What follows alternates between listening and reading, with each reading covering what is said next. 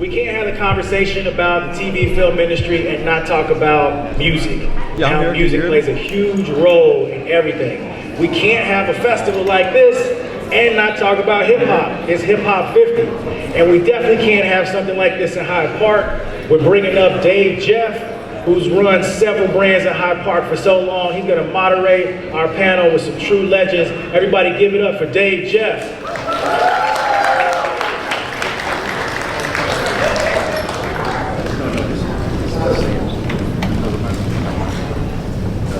Hey y'all. 2-2. What's up, y'all? How y'all doing on this this beautiful day? Good, good, good. It's Chicago in the house. Make some noise. Troy and everybody on the team, man. Thank y'all for having me, man. This is great. Y'all give it up for the XL Film Festival, please. Give it up, give it up. Yeah, we gotta talk about this music piece, you know. Happy birthday to hip hop. Give it up for hip hop, y'all. All right. I'm gonna give my guest up here, and then we just get into some great conversation. Y'all with me? Yes. Y'all with me? Yes. All right, all right. First up, we're gonna go with the youngest to the oldest. The youngest to the oldest. Do it in reverse, right? Coming to the stage, OG, triple OG, triple O, triple O, triple OG. If triple OG was a person, give it up for George Daniels, y'all.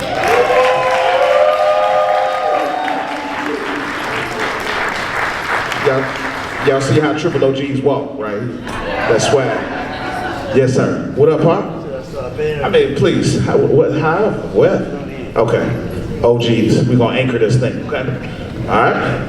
All right. To my man, y'all. If y'all haven't seen this brother anywhere or heard any of his music or seen any of his content or anything like that, I think you've probably been under a rock for the last couple of years. This brother is super, super creative, a super face to be reckoned with, that y'all just gonna see him more and more. So I just need to bring him to the stage. This brother's name is Korporate.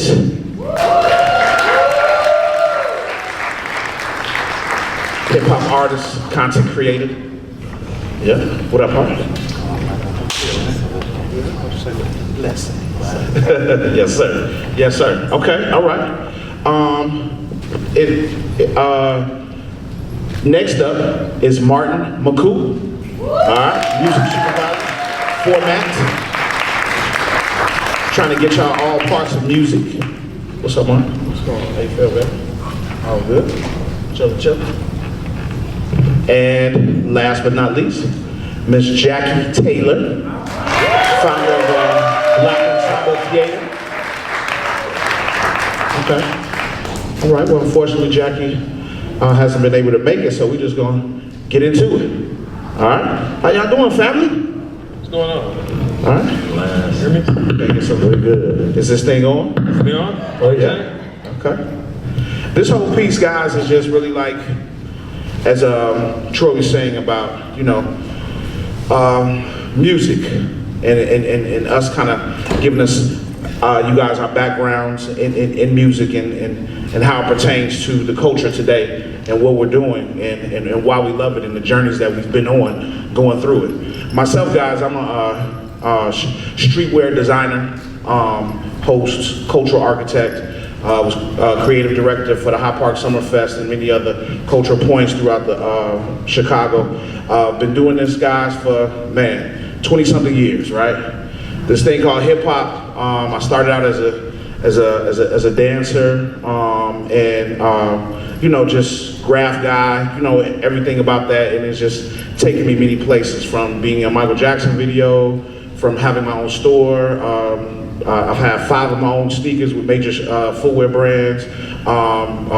Just being in films, TV, and everything myself, all from this music thing, this thing called hip hop, whatever. And so I know my panelists here have like similar stories and have been in this game, and how music has changed your life, and how through the vehicle of music, you know, you're able to express yourself and your talents and everything, and then even just the music business and the things that you do, Martin, your story with major films and scoring and things like that, and working with that. Like, speak to that. I say, let's kick it off with George, because you got to start at the beginning to get us where we are, because if it was no George, I probably wouldn't be here myself. So y'all give it up to George all day long. Like, when they say give a brother his flowers, I mean, like, we give you some roses, give you some daisies, man. Like, you don't need no dandelions and nothing like that. But I'm all you want some weed? Okay, get you some weed. That's flower. That's flower. Yes, sir. Yes, sir. Told y'all, triple OGOG. That's it. Talk to us, George. Let us know, man. Well, you know, when you talk about the 50 years of hip hop, start off with that. I was definitely here before hip hop started. Definitely. Part of the birth of it. My career started something that you all can relate to. You also Beyonce Cadillac Records, which was about chess records here in Chicago, and she portrayed Etta James. Well, I go back to the point where I was Etta James' driver when I was 18. So I was a part on the outskirts of the music side of it, but working at Chess Records at that time, I was going to Luke Junior College, which is now Harold Washington. Okay. And I had another job at Montgomery Ward. Okay. See, so it's well, y'all remember Montgomery Ward? Oh yeah. Okay. Y'all telling y'all age. It's all right though. It's all right though. Actually, it still exists somewhere in Wisconsin. Somewhere. Yeah, but the whole thing is the development of a work ethic. My mother and father, their first business was in New York City in the Bronx. My mother worked till the last half an hour before I was born in their first restaurant. Wow. Daniel's Restaurant. And this was in the Bronx. I was born in Lincoln Hospital. Okay. And so the foundation of my work ethic, because I keep using that term because this is something today that's so missed. Because when you look at all the small businesses in our neighborhoods, who's working? And that's where young people get their first jobs. Right. That's what I did with George's with so many young people. So I was able to learn that from my parents' restaurants. By the time I was 3 or 4, moved from the Bronx to Queens. They had a number of restaurants in Harlem and the Bronx. I was always getting a job somewhere. Mom and Dad got divorced. I wound up, we moved to Jackson Heights near LaGuardia Airport. Okay. Starting junior high school, mother comes home one day and says, hey, you want to go to Texas? Live with your grandmother. I said, sure. You know, I was watching Roy Rogers and stuff. I thought they were going to pick me up in the stagecoach. I was so disappointed when I saw cars down there. But in any event, my grandmother owned Mama Alice's Cafe in 5th Ward, Houston. I had to get up in the morning. I was starting 7th grade, but I had to open a cafe first. So again, all of that was the foundation of my work ethic. Exactly. She gets ill, I get shipped off to one relative to another. I wound up in Philadelphia. I'm in Philly, and then my brother, many of you may remember Dr. Newsom at 79th and Carpenter, the dentist. That was my brother. He sent for me when he was a medical school student, married and had 1 child, and sent for his 12-year-old brother. Okay. And that's how I wound up in Chicago. Again, the role models and examples of a work ethic wound up at, like, fast forward to chess, and I wound up at chess because of the girlfriend that I had at that time. That was Minnie Riperton. So speak on it, child. So, speak on it. Yeah, if y'all didn't know. Come on, George. But that was my exposure to the recording side of the business. When I met her, the year I graduated Hirsch in '64. Wow. I met her that fall. We were hanging out, and I found out she had a job at chess, which was no big thing. I mean, back then, the music business was not like it is today, the glamour and all these other things that go along with it. But it was a fun thing for me, hanging out at the studio. Ramsey Lewis was there, and Ramsey Lewis's drummer was Maurice White. And with Maurice White and Charles Stepney, they created Earth, Wind and Fire. Earth, Wind and Fire, okay. And so it was an amazing journey, not realizing that one day I would wind up with a music store. But that just the whole journey of jobs. Mm-hmm. And I wound up working for a man named Jimmy Manette, who owned a 20-store chain called Mooseville Records and One Stop Records on 17th in Michigan. One Stop like Barney's and what have you. We sold to other record stores. And I wound up getting a job with him. And he created mobile one-stops where I was selling records out of the trunk of my car wholesale. You know, Sonny's TV repairing records, B&Bob's cleaners and records, and, you know, because that's what we had. Very few black stores were all music stores. We were just part of the inventory in these stores, but that's where we got our entertainment. And one thing led to another. He opened up other stores, and then he put me in charge of a store. And I was running him for maybe a year. He decided he wanted to close it. And I said, well, boss, look, I'd like to have it. Right, let me get that. He said, well, go talk to the landlord. Right. So I convinced the landlord to give me 90 days credit on the rent. And I brought my record player from home December 12th, 1970. And that was the beginning of George's Music Room. Wow. I didn't have a sound. Okay, we're gonna get back into that because I think we can. Minnie Riperton, the whole. I mean, we can be up here to Tuesday, but we're gonna get back to that, George. No doubt. Corporate. Now you pop like, let's say, newer age in music and just your career. Like, give people that, because I think like the common thing is people think that you're a comedian and then find your music. You know what I'm saying? But yo, Corporate got bars. You know what I'm saying? Everything. Talk on the part. Blessings. So yes, music was most definitely the foundation for the creative expression that I've gained so much notoriety for today. So my name is Korporate, and I'm an artist and entertainer from Chicago. And I've always had an appreciation for words. Even when I was younger, all I did was read, from starting off from reading all the Goosebumps books to Harry Potter, you know what I'm saying, Lord of the Rings, way before the movies came out. So I've always had an obsession with words. And my junior year in high school is when the first time I participated in actually putting them together and spewing them with a poetry slam that they had at my school.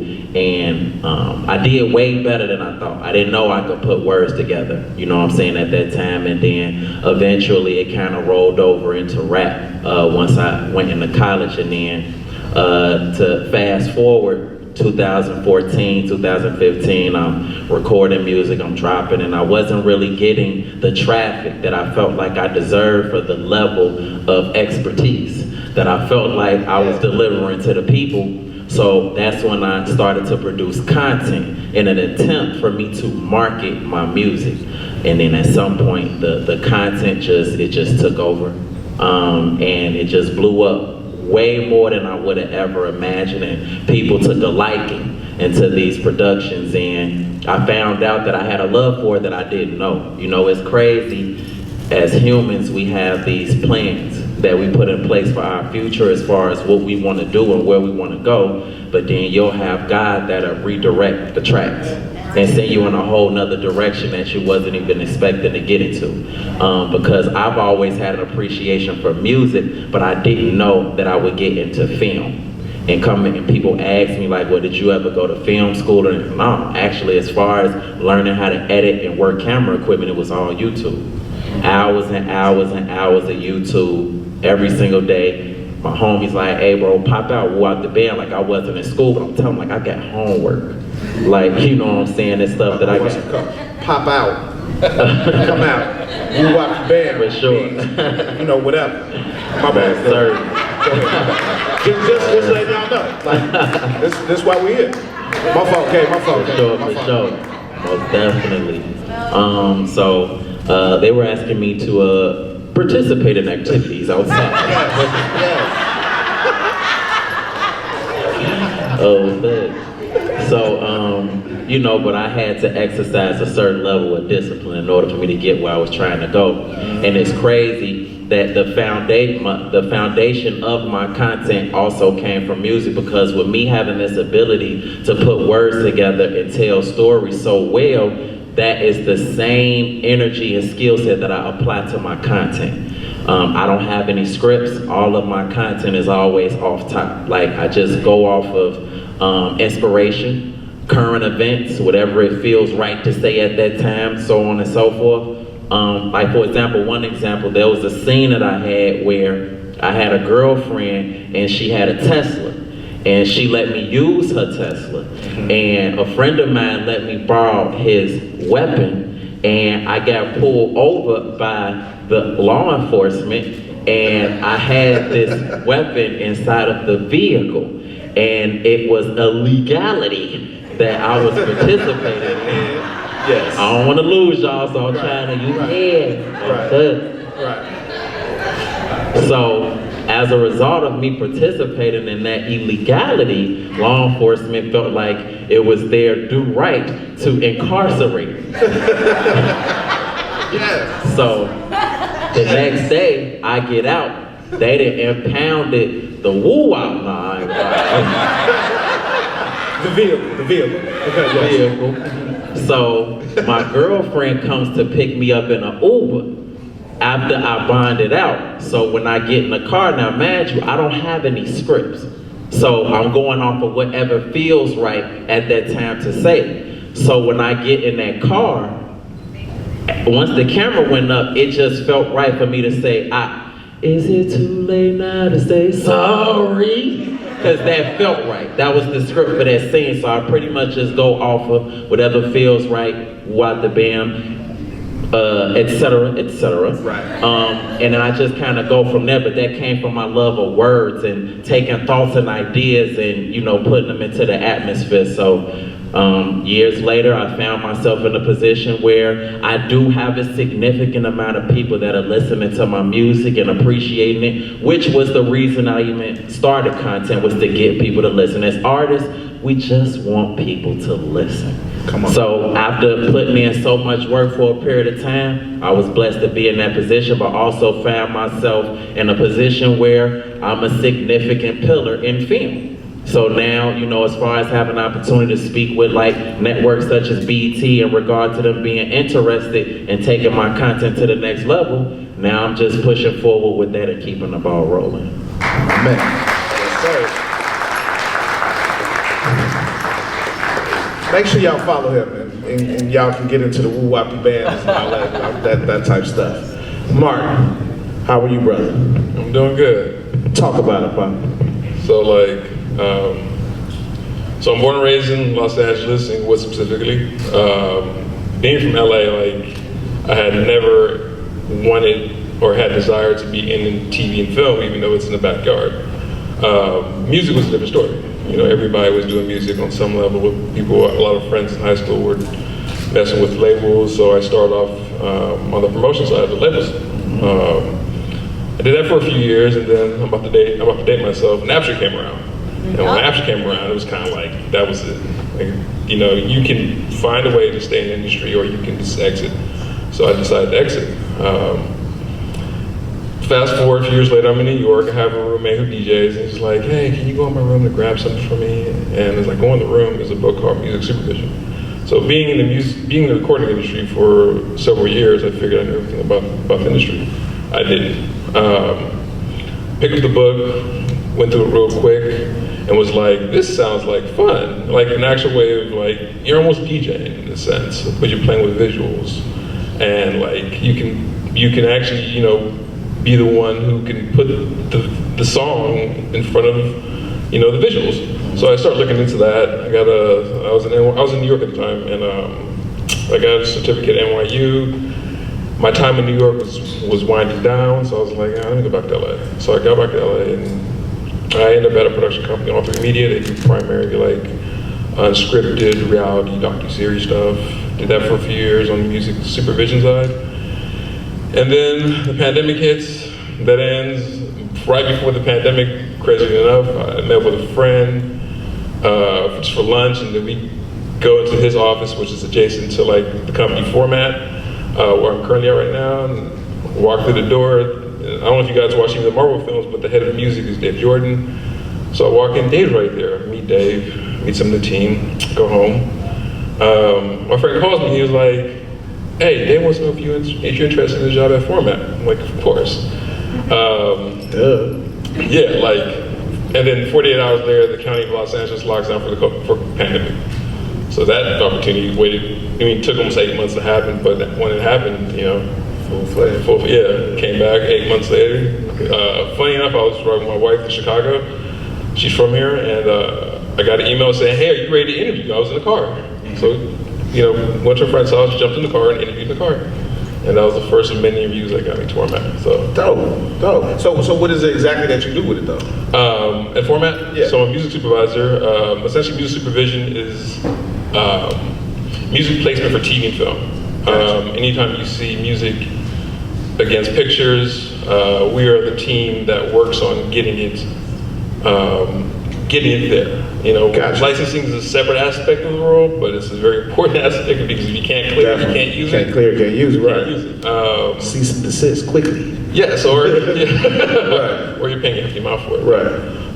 And at Format, we primarily do all the Marvel TV and film stuff, but we also do other stuff like I was working on Westworld, I was working on Young Rock, the Wayne Johnson Show, and a bunch of other content. Gotcha. Okay, y'all give it up for Martin. Give it up. All right. So gotta go back to the OG, triple OG. Come on, Pop. So, I would love to know, like, what do you think of music today? Well, it depends on... Honest, I'll be honest, Pop. Well, I'm gonna be honest. Come on, Totally come on. honest, because... Come on. Now, which genre are we talking about? I'm saying, I'll say the business on the whole. But the business is gonna be the business, but the music is about our culture. Yeah. And the stories that we tell and how they are interpreted. And if we want to add the 50 years of hip hop, if all remember when it first started, we understood what the hell they were saying. And plus they related because they weren't dealing with beats then, they were dealing with samples. Samples of the classic songs many of them grew up with. And so now it's turned into algorithms as far as I'm concerned. These are messages that these young people are sending to one another that nobody knows, even the police don't know. That's why we're getting so much shit going on in the streets nowadays. Yeah. Because it's young people teaching young people. And so recently, it hadn't been that long ago when we had the legislation where you can't spank your kids. And there's a term called consequences. Yeah. And so now we have generations of kids. This is why teachers are quitting. Because consequences start at 1 or 2 years old, you get popped on your butt or on your hand for doing something. Right. And see, this is such a big word now, and no one's paying attention to it. And our children are instructing one another how to jack. A 10, 11-year-old kid gonna take your ride. Yeah. And gonna have a weapon, what have you. We grew up watching all the cowboys and so on and so forth as children, with the cap guns and so on and so forth. Never came into our minds to be doing the things that they're doing now. Right. Where guns are outlawed, but every kid has a gun. And see, so I went in that direction because this is where the so-called music is taking our young people today. Now there are other genres of music that are really solid and really tight, but we don't get a chance to hear them. Right. We recognize who controls the airways now. What hip hop does. Exactly. But then, the GCIs and what have you, they don't matter anymore. Right. We're walking around and you have young people with OnlyFans and so on and so forth, making their income selling poison. And our children don't know the difference. It's cool with that. And so this is my problem with the music as far as what's so popular, but underlying there are some artists out here that are doing some great soul music, R&B music, blues, jazz. Yeah. But it's not being exposed as much as It's not the best for business right now. It's not. Well, sellable. it depends on whose business we're talking about. But again, they're selling messages Right. that our young people are the only ones that can understand it. If you want to understand what your child or grandchild is listening to, get a piece of paper and let them write it down. Because I don't care how, you can slow it down to a crawl and you still don't know what the hell they say. It's their own language. Right. Let's call it what it is, ain't that right? Here's an interpreter right here. Right. Right. So how do you feel about that, Corporate? And that, do you agree with that? And it, because I know, like, listening to your music isn't the same as what George is kind of speaking to, as far as like the wildness. Like, you got bars. Like, I mean, I got one ratchet song a month. and what I mean by that, and to George's point, as we know what your ear is your faith gating things that you like. So, you know, like, if we listening to slow jams all day, you're probably gonna go and want to rub on something, right? But if you put Bombs Over Baghdad in your car, you're gonna get from downtown to Orland in like 5 minutes. Cause you know what I'm saying? That's what that is. So I totally understand what you're saying. So, but I asked you, Corporate, like, you kind of being, now I won't even say in the middle of it, but just like, how do you feel about it? Because you don't do that. That's not your sound. Rah, rah, rah, shoot, shoot, shoot, kill. That's not your thing. So I do have to perform the position of an interpreter, for sure. For sure. And reason being why my influence with the youth is so strong, because I understand their language, which makes me a top pick as far as like speaking in schools and, you know what I'm saying, working with the youth. One of the things I think contribute to the type of music that's going on now is that, you know, back in the day, children were to be seen and not heard. Mm-hmm. Now younger folk are actually having a voice. Right. And this is what you hear when they decide to speak up. Like, you know what I'm saying? But nevertheless, they do have something to say. Yes. They do have thoughts and they do have opinions. And I do have an obsession with the youth and how they feel and what they own. So for example, during the pandemic, I want to say around the time with the George Floyd situation, and there was a lot of looting.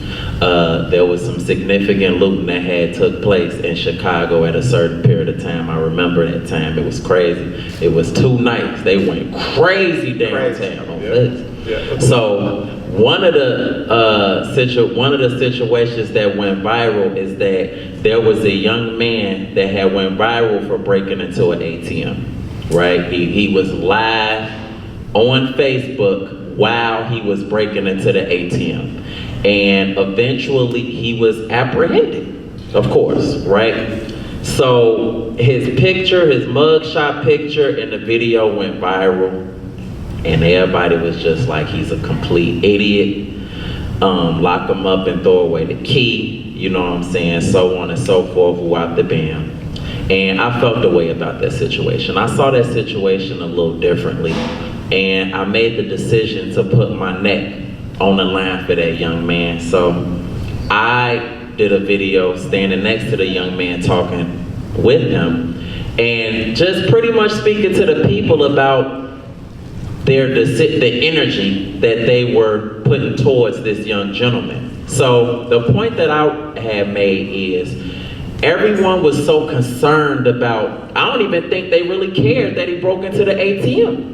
They was more so concerned about how he went about it. Like, you know what I'm saying? Like, that was just the most idiotic way to commit a crime. But in actuality, we should have been more focused on the fact that he committed a crime and why he committed the crime. There was no concern in regard to what was the root issue behind his actions. When you have one of the young children from another demographic that'll go shooting up the school, so on and so forth, you have people reaching out, he needs help. Let's make something's wrong. Let's sit him down and talk to him. But when they come to one of us, we tear each other down. We don't care to fix the issue. All we do is attack. So, you know, the comments at that time, man, you sweet.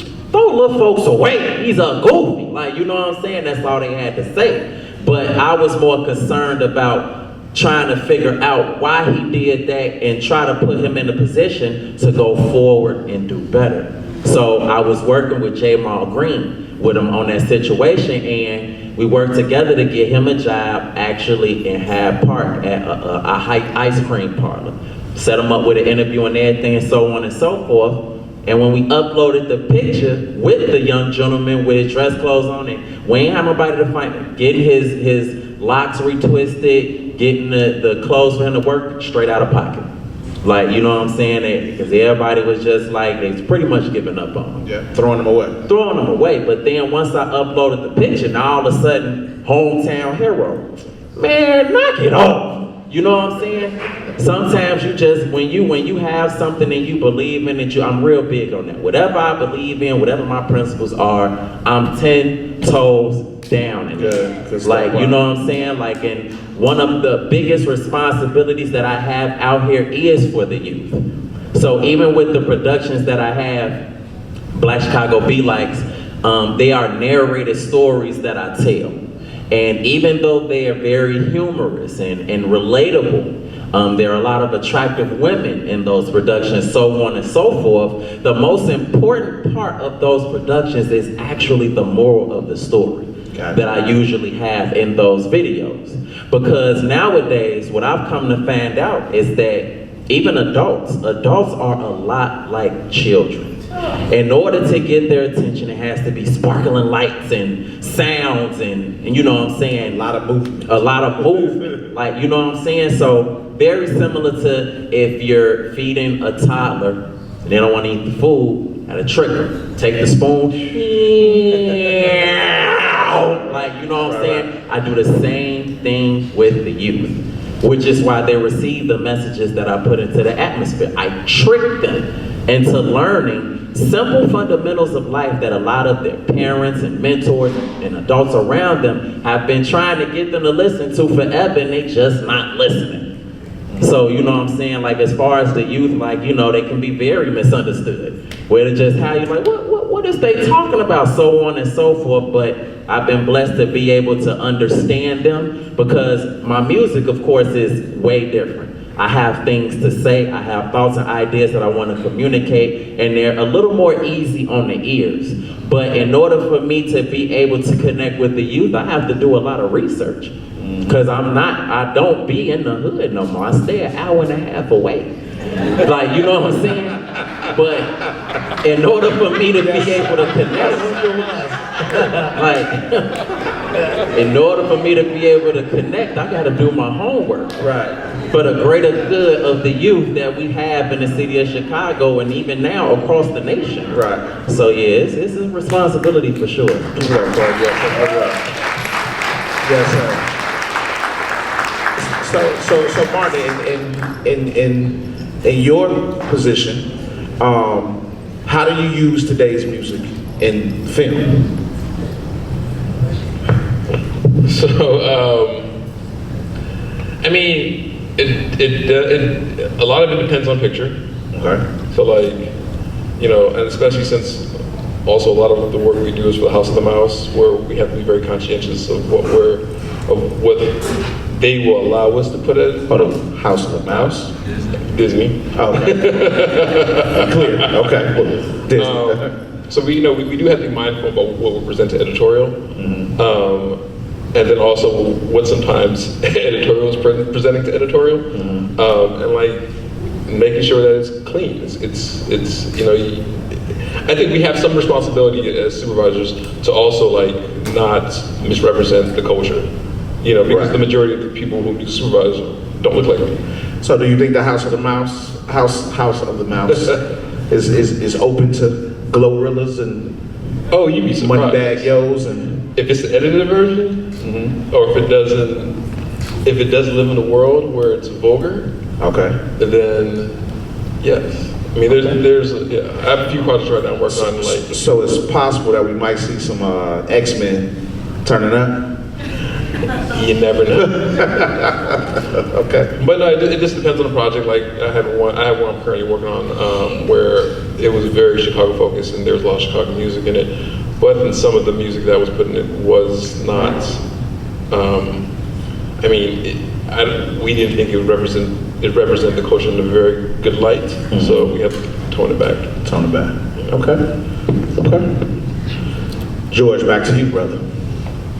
Your business acumen, like you say, coming from your youth to having a store, like I remember doing promotions at a time for Relativity and Wild Pitch and having to come see you. I have been blessed to be around when you did the Sprite mixtape and got all of Chicago together and took that picture on the side of George's music room. How many people remember that? That was special. Yeah. That was special. So speak on that togetherness. Well, in that time of hip hop, of music. Well, you know, our store was like a magnet. Yeah. You know, it was a thing where George's Music Room participated on a national level before any, you know, independent stores like mine would ever do those things.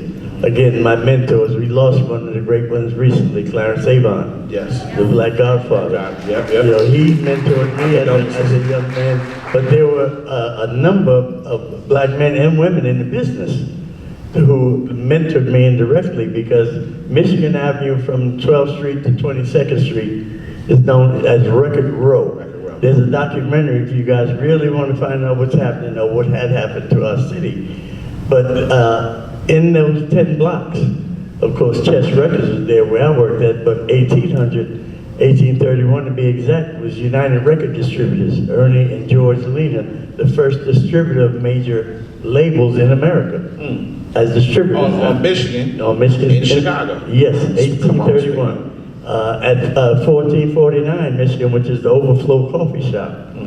That used to be VJ Records, the largest black record label before Motown. Wow. Vivian and James, they were from Gary, Indiana, husband and wife. Wow. And see, so these are the things where the song came out. I mean, Sam Cooke, Curtis Mayfield, Jackie Wilson, they all roamed those 10 blocks. This before it was residential, it was all industrial. And it wasn't like you mingled from one studio to the other. That's why at Chess Records, there was a certain sound that came out of Chess. You go down the street to VJ, or Brunswick, or the different Enjoy records. There was One Way Records. There was a number of labels. And each studio had its own sound. And as far as the unions are concerned, if you performed or worked at Chess Records, you couldn't go play your trumpet at another studio. Wow. That was the union, the power of the union to keep control, but yet each studio had its own sound. Okay. And that was the uniqueness of Chicago. And for me, that background, being at Chess, having those type of mentors, gave me the ability to travel, to be able to communicate on a major scale with the chain store operators. In essence, I learned the marketing side. My store, all I sold was music. You know, it wasn't part of it, some other inventory. Very few stores were like mine, other than the Barneys, the Joes, the Fletchers, who were one-stops. But very few black stores were all music. And I decided to do that after working for the guy that I worked for, and I kind of understood what it meant. But then from the personal standpoint of building a business, and then you have to have employees. Because I was my only employee the first 3 years. That's how that goes. Entrepreneur life. Did everything. I did everything. You know, then I hired my first employee about 1973, 74. Second employee, third employee, we like 1975, 76. Things are good. Got to that fourth employee, I wouldn't shit. I could only manage 3 myself. See, so, but I had to be smart enough to recognize my own limitations. Exactly. And so this is where you grow. And so I learned, hey, I got to hire somebody that knows what I don't know. Exactly. And this is where management comes in. See, so basically all of this is kind of self-taught. I went to junior college to keep from going to Vietnam. Because I always worked, but I kept the grades up. Let me get that. I wasn't going over there. Because I'm not going to war. Oh, no, no way. Yeah, right.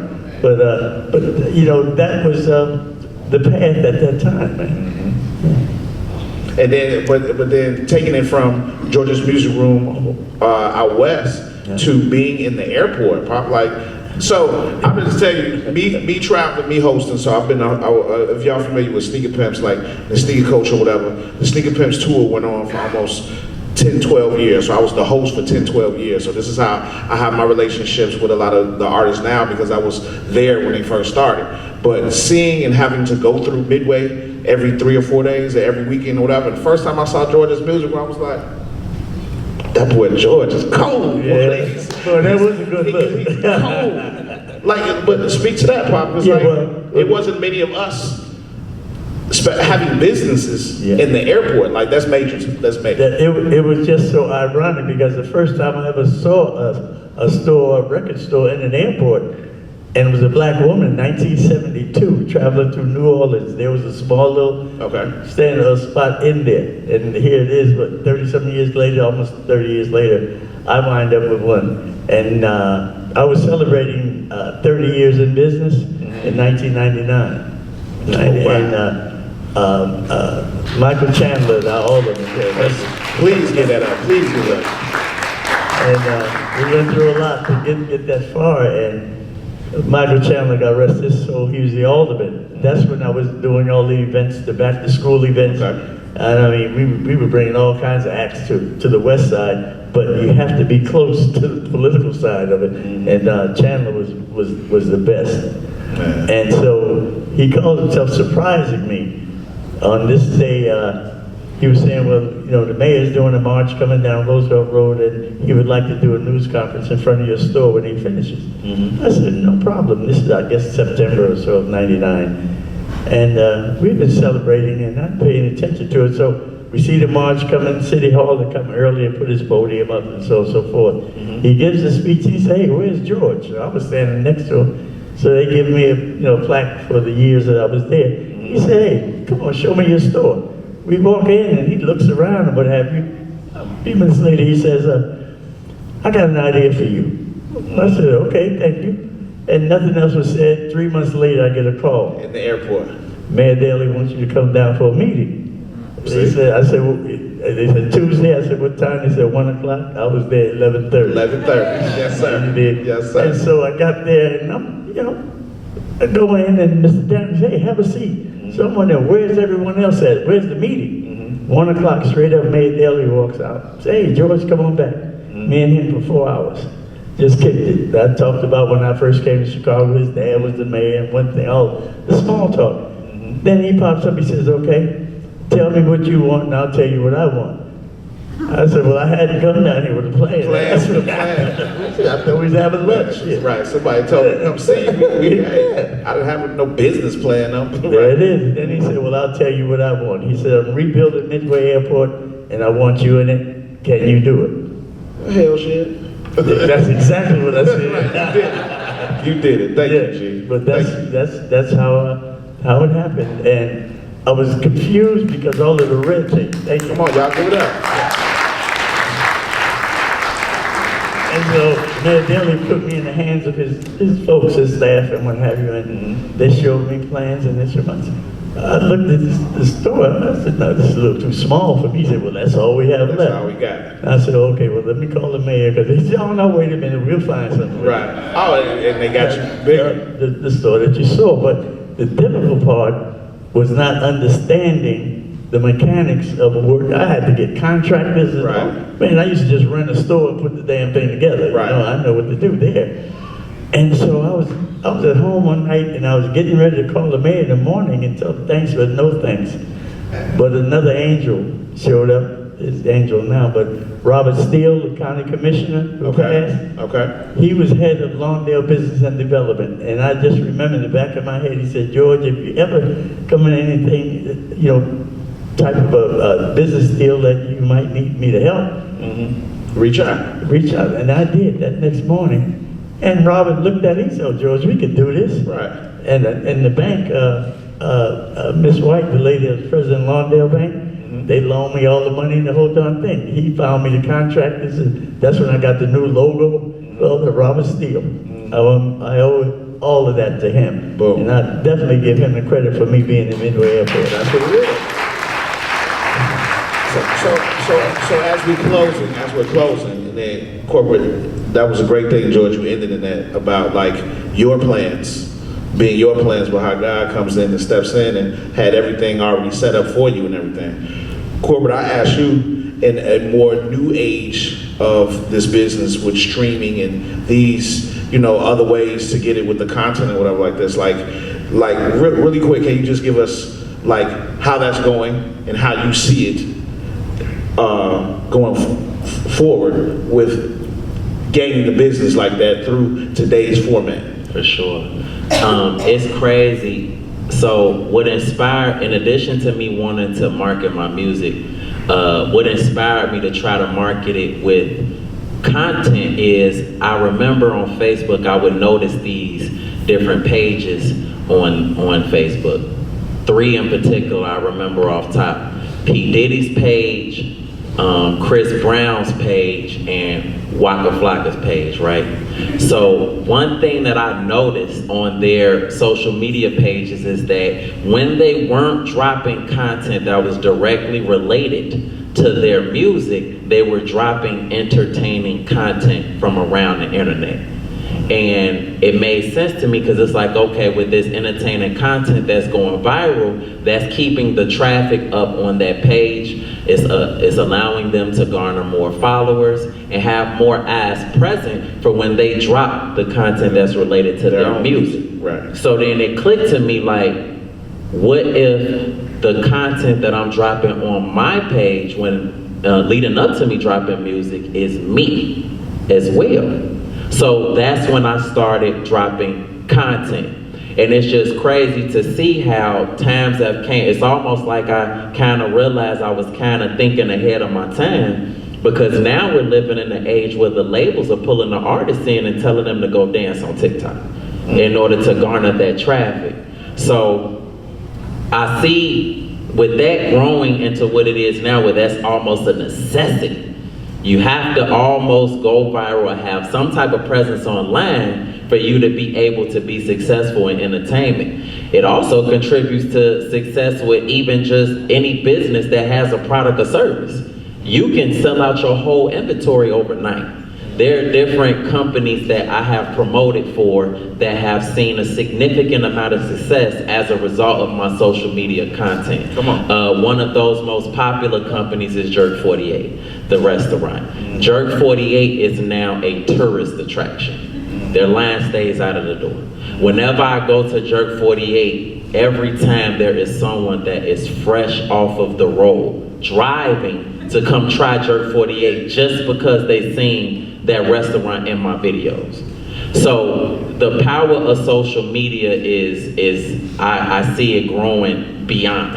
And with me working with social media for such a period of time, I've been blessed to have experience in mastering the science of social media. Because it's not easy, it's easy to go viral, but to consistently go viral, there's a science behind that. You have peak days, you have peak times, you have to understand the community guidelines and how the algorithm works, impressions, RPM, CPM, like it's got to for sure. It's got to the point where it's so stressful that it's not even fun anymore. It's all right. Because at one point I was just, doing it just to get the music. Bam, now, whenever I drop a video, if I don't get a certain amount of views in the first 15 minutes, I'm balled up in the corner somewhere. Because it gets just that critical. And I remember, when we were in school, when I was younger, they used to say, go to college, graduate, go get a job. $60,000 a year, or if you're an engineer, $100,000 a year, so on and so forth. But with the power of social media, you have the power to clear $100,000 in 1 month. Yep. So the power of social media is I know for a fact is steadily going to increase. So you know, a lot of people, you know, kind of stray away from it, which I understand. Social media can be very toxic. It can be very unhealthy. If it wasn't a part of my workspace, I wouldn't be on social media either. Right. But if you do have a product or service or a brand that you're looking to reach a certain level, I would highly encourage you to start looking into how you can utilize social media to take whatever you got to the next level for sure. My man, thank you. Okay. Closing remarks, closing remarks. What would you tell the people about your industry, about your thing, like where you see it going? With the strike and that whole AI thing, yeah, I think that's a way to go, which is not a good way.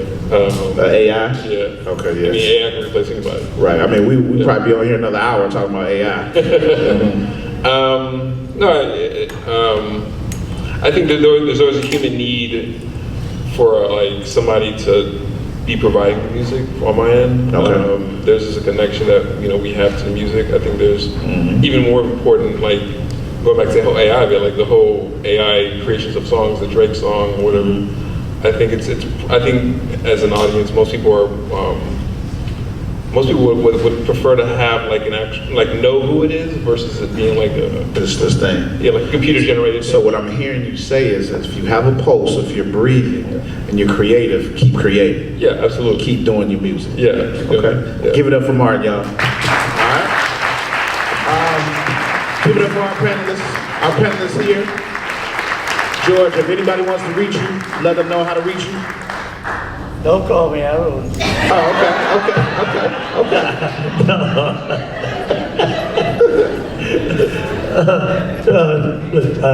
G Daniels 44 on Instagram. Okay. And George Daniels on X now. Okay. Twitter. So. Or Google OG Triple OG and all this information will come up, his face will come up. He'll be on there like that. Really? Yeah, if you do it, go ahead. Korporate. For anybody who wants to, you know, get into it with you or just possibly sit with you and learn from you so we can live an hour and a half away, you know what I'm saying, on how to work this new system of this, like how can they get in contact with you? Blessings. Well, my lovely manager is here over there in the pink, the AKA, sitting over there. What is it? Is that what it is? You can definitely speak with her in regard to any inquiries you have regarding business.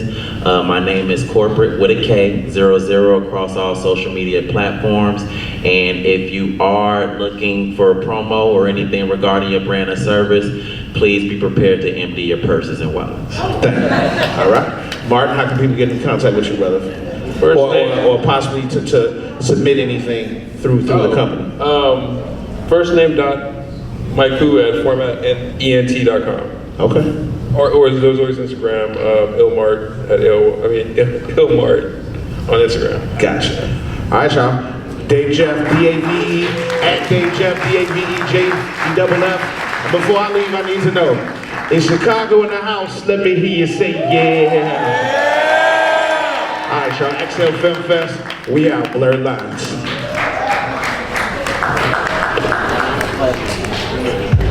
All right, once again, we'll take a quick 5 before our next panel. Thanks so much for the OGs talking about blurred lines. We'll take a quick 5. Get ready for our next panel, Black Humor.